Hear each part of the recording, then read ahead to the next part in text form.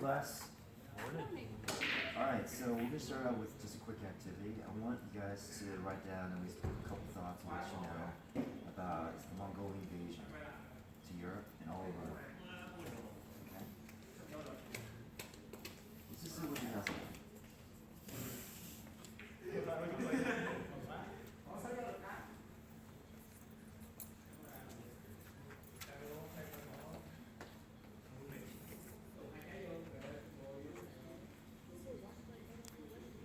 Okay? Move back up now. Alright. Who'd like to share first? Anyone?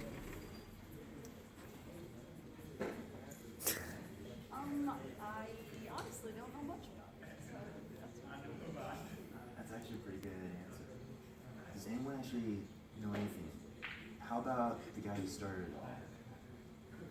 How about the great evil warlord, Genghis Khan? Anyone ever heard of him? Hands? What about Temujin? Ever heard that name before? Genghis Khan is actually just a title. That's not his name. Temujin is the guy who started it all. Started off on the Mongolian plains, a place called the Steppes. To this day, for the past 1,000 years, they were just nomads, riding horses and living off of just livestock. That's it. Clothing, houses, they all came from whatever fed on grass. So today we're going to start exploring the largest empire in history, in the world, by meeting Genghis Khan. Alright? Can everyone see the video? So please take notes. I'm going to walk around class just if you have any questions. And schedule technical difficulty. And speakers.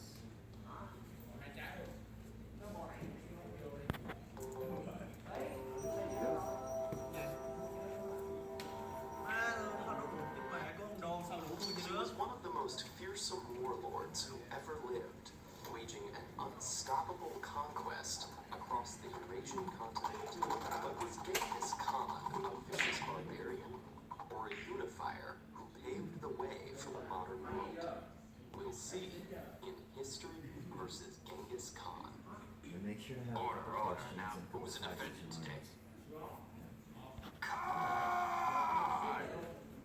I see Your Honor is familiar with Genghis Khan, the 13th century warlord whose military campaigns killed millions and left nothing but destruction in their wake. Objection. First of all, it's pronounced Chinggis Khan. Really? Teacher. In Mongolia, yes. Regardless, he was one of the greatest leaders in human history. Born Temujin, he was left fatherless and destitute as a child, but went on to overcome constant strife to unite warring Mongol clans and forge the greatest empire the world had seen, eventually stretching from the Pacific to Europe's heartland. And what was so great about invasion and slaughter? Northern China lost 2/3 of its population. The Jin dynasty had long harassed the northern tribes, paying them off to fight each other and periodically attacking them. Genghis Khan wasn't about to suffer the same fate as the last Han who tried to unite the Mongols, and the demographic change may reflect poor census keeping, not to mention that many peasants were brought into the Han's army. You can pick apart numbers all you want, but they wiped out entire cities, along with their inhabitants. The Han preferred enemies to surrender and pay tribute, but he firmly believed in loyalty and diplomatic law. The cities that were massacred were ones that rebelled after surrendering, or killed his ambassadors. His was a strict understanding of justice. Multiple accounts show his army's brutality going beyond justice, ripping unborn children from others' wombs, using prisoners as human shields, or moat fillers to support siege engines, taking all women from conquered towns. Enough! How barbaric! Is that really so much worse than other medieval armies? That doesn't excuse Genghis Khan's atrocities, but it does make Genghis Khan unexceptional for his time rather than some bloodthirsty savage. In fact, after his unification of the tribe, most. They controlled domestic affairs, could divorce their husbands, and were trusted advisors. Temujin remained with his first bride all his life, even raising her possibly illegitimate son as his own. Regardless, Genghis Khan's legacy was a disaster. Up to 40 million killed across Eurasia during his descendants' conquests. 10% of the world's population. That's not even counting casualties from the Black Plague, brought to Europe by the Golden Horde's siege of Cathar. Surely that wasn't intentional. Actually, when they saw their own troops dying of the plague, they catapulted infected bodies over the city walls. The accounts you're referencing were written over 100 years after the fact. How reliable do you think they are? Plus, the survivors reaped the benefits of the empire Genghis Khan founded. Benefits? The Mongol Empire practiced religious tolerance among all subjects. They treated their soldiers well, voted based on merit rather than birth, established a vast postal system, and enforced universal rule of law. Not to mention their contribution to culture. You mean like Hulagu Khan's annihilation of Baghdad, the era's cultural capital? Libraries, hospitals, and palaces burned, irrigation canals buried. Baghdad was unfortunate, but its caliph refused to surrender, and Hulagu was later punished by Berke Khan for the wanton destruction. It wasn't Mongol policy to destroy culture. Usually they saved doctors, scholars, and artisans from conquered places and transferred them throughout their realm, spreading knowledge across the world. What about the devastation of Kievan Rus, leaving its people in the Dark Ages, even as the Renaissance spread across Western Europe? Western Europe was already peaceful at the time. The stability of Mongol rule made the Silk Road flourish once more, allowing trade and cultural exchange between East and West, and its legacy forged Russia and China from warring princedoms into unified states. In fact, long after the empire, Genghis Khan's descendants could be found among the ruling nobility all over Eurasia. Not surprising that a tyrant would inspire further tyrants. Careful what you call him, you may be related. What? 16 million men today are descended from Genghis Khan. That's 1 in every 200. For every great conqueror, there are millions of conquered, whose stories will survive. And can a leader's historical or cultural significance outweigh the deaths they caused along the way?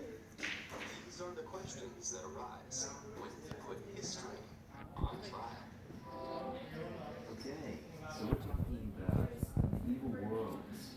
Knights in armor, battling it out, crusades, and Genghis Khan. How's the road pronounced? Close.